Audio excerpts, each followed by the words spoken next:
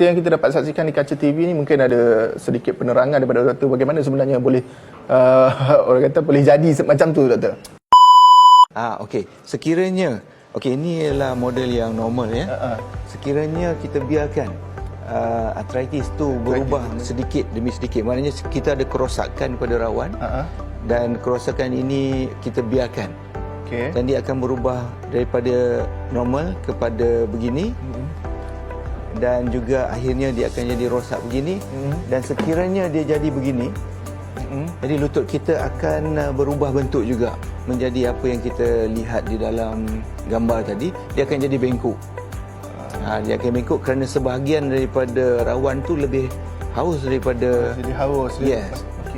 Jadi sekiranya dia dah jadi begini, jawapannya kita harus tukar sendi ni dengan sendi yang palsu. Yang palsu. Okey. Bermakna apa cara nak tak nak kena buat pembedahan. Sekiranya kita biarkan kerosakan itu berlarutan tanpa rawatan, dia akan akhirnya dan tetapi untuk